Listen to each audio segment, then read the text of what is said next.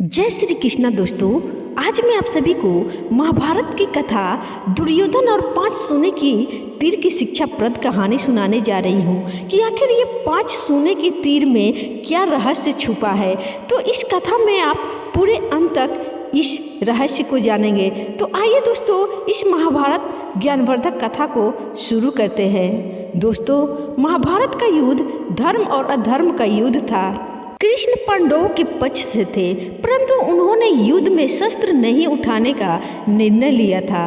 वही श्री कृष्ण की नारायणी सेना कौरवों की ओर से लड़ रही थी। युद्ध में कभी कौरवों का तो कभी पांडवों का पलड़ा भारी लगता। महाभारत के युद्ध में कुरुक्षेत्र की रणभूमि पर श्री कृष्ण ने प्रत्यक्ष रूप से शस्त्र नहीं उठाए, लेकिन अर्जुन का सारथी बनकर श्री कृष्ण युद्ध भूमि में अर्जुन का मार्गदर्शन करते रहे। द्रौपदी के भाई दुष्ट डुमन पांडवों के सेनापति थे। वही कौरवों की तरफ से गंगा पुत्र भीष्म सेनापति थे। उनके नेतृत्व में युद्ध लड़ा जा रहा था। कौरव दल पूर्ण बल से युद्ध करने के बाद भी 5 पांडवों में से किसी का भी बाल भी बाका नहीं कर पा रहा था। कौरवों के प्रधान सेनापति भीष्म 10 दिनों तक पांडव सेना पर भारी पड़े थे। प्रतिदिन भीष्म हजारों सैनिकों को मार रहे थे, परंतु दुर्योधन भीष्म पितामह पर कहीं न कहीं संदेह कर रहा था। उसे लग रहा था कि भीष्म पितामह जानबूझकर पांडवों का साथ देते हैं और उन्हें मारना नहीं चाहते। यही सोचकर एक रात दुर्योधन भीष्म से सीधे बात करने के लिए उनके पास शिविर में पहुँचे। जब दुर्योधन भीष्म के शिविर में पहुँचे तो देखा कि भीष्म चिंतनशील होकर शिविर में बैठे थे। यूं आधी रात को दुर्योधन को अपने शिविर में प्रवेश करते देख भीष्म हैरान हुए। उन्होंने दुर्योधन से शिविर में आने का कारण पूछा। दुर्योधन ने गुस्से में कहा, पितामह, आपके मोह पूर्ण अन्याय के कारण मैं आधी रात को आपके शिविर में आने के लिए विवश हुआ हूँ। आप अगर पूरी कर्तव्य निष्ठा और मोह रहित होकर पांडवों के साथ युद्ध करते तो शायद मुझे यहाँ आने की आवश्यकता नहीं पड़ती। युद्ध शुरू हुए 10 दिन बीत चुके हैं, लेकिन आप अभी तक पांडवों को पराजित नहीं कर पाए हैं। आप संसार को दिखाने के लिए युद्ध का अभिनय कर रहे हैं। आपको आज भी पांडवों से अति प्रेम करते हैं और आप मेरे सेनापति होते हुए भी पांडवों को युद्ध जीतते देखना चाहते हैं। अपने बारे में दुर्योधन के मुख से ऐसी बात सुनकर पितामह भीष्म बहुत दुखी हुए। दुर्योधन के मुख से कटु वचन सुनकर भीष्म ने दुर्योधन से पूछा, तुम क्या चाहते हो पुत्र? दुर्योधन ने कहा, पांडवों की मृत्यु और इसके लिए आपको अपनी दिव्य शक्तियों का प्रयोग करना होगा।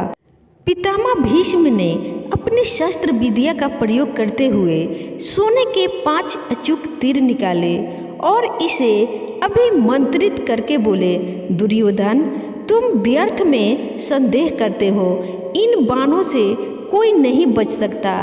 कल का दिन युद्ध का अंतिम दिन होगा। एक ही दिन में 5 पांडवों को इन बाणों से समाप्त कर दूंगा। फिर पांडवों के मरते हुए युद्ध का परिणाम तुम्हारे पक्ष में होगा। पितामह भीष्म की बात सुनकर दुर्योधन प्रसन्न हुआ, लेकिन अगले ही क्षण उसके मन में पितामह भीष्म के प्रति संदेह उत्पन्न हो गया। कपटी दुर्योधन भीष्म की बातों को सुनकर प्रसन्न तो हुआ, परंतु अब दुर्योधन को भीष्म की बातों में भी छल कपट दिखने लगे। दुर्योधन ने भीष्म से कहा, पितामह, आपकी योजना बहुत अच्छी है, किंतु मुझे फिर भी संदेह हो रहा है कि आप इतनी जल्दी और आसानी से पांडवों को मारेंगे। हो सकता है आप मोहवश या प्रेमवश उन्हें ना मार पाए, अतः आप इन बाणों को मुझे दे दे। मैं युद्ध भूमि में आपको ये 5 बाण दे दूंगा और आपको आपके कर्तव्य की याद दिलाऊंगा। तब आप पांडवों का वध मेरे सामने कीजिएगा।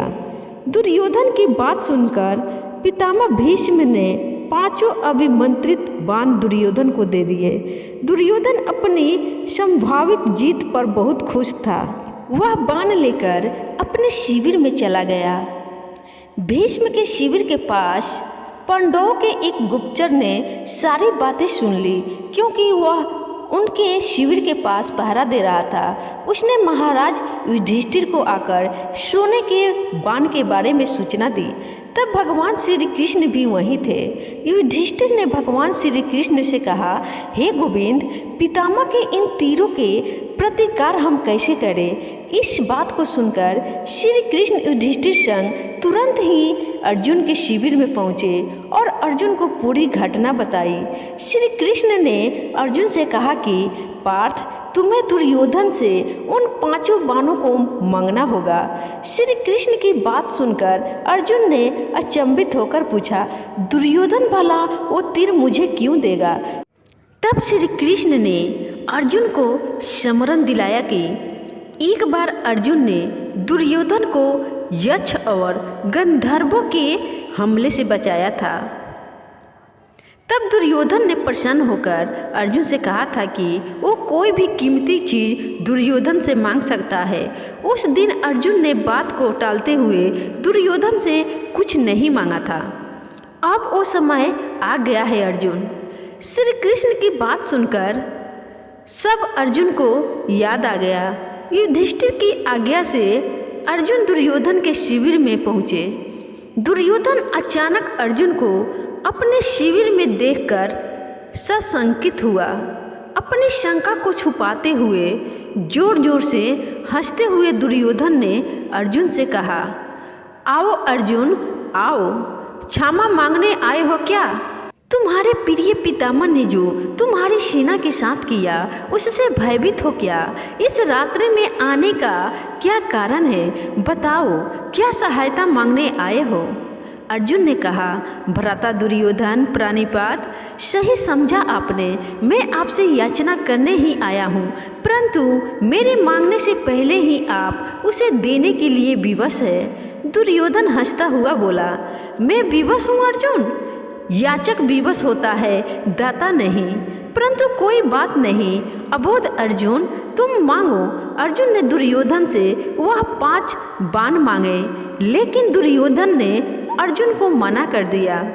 तब अर्जुन ने दुर्योधन को क्षत्रिय धर्म स्मरण कराते हुए उस घटना को बताया, कैसे अपनी प्राण रक्षा के बदले दुर्योधन ने अर्जुन को कोई भी बहुमूल्य वस्तु देने का वचन दिया था। दुर्योधन ने अर्जुन से कहा, तुम कुछ और मांग लो, मैं यह नहीं दे सकता। तब अर्जुन ने कहा, यदि आप अपने वचन को पूरा नहीं करना चाहते तो कोई बात नहीं भ्राता, अब आपके पास कुछ बहुमूल्य है भी नहीं। जो मांगने आए थे वो तो मिला नहीं। सामर्थ्य के अभाव में आपको पितामह के बाणों की आवश्यकता भी होगी। ठीक है, मैं चलता हूँ। अर्जुन के कटाक्षों से दुविधा में फंसे दुर्योधन ने कहा, रुको अर्जुन, किसके पास सामर्थ्य नहीं है? हम 100 है, तुम 5 हो। फिर ना चाहते हुए भी दुर्योधन ने 5 बाण अर्जुन को दे दिए। अर्जुन उन दिव्य बाणों को प्राप्त कर अपने शिविर में आ गए। इस तरह भीष्म से बाण लेने की गलती दुर्योधन पर भारी बहुत पड़ी और पांडवों की मौत टल गई। महाभारत के युद्ध के अंत में पांडवों की जीत हुई। तो दोस्तों, ये थी महाभारत की शिक्षाप्रद कहानी। आपको इस कहानी से क्या सीख मिली, कमेंट करके ज़रूर बताइएगा। और अच्छी अच्छी कथा कहानी सुनने के लिए हमारे चैनल को ज़रूर सब्सक्राइब करिएगा। धन्यवाद।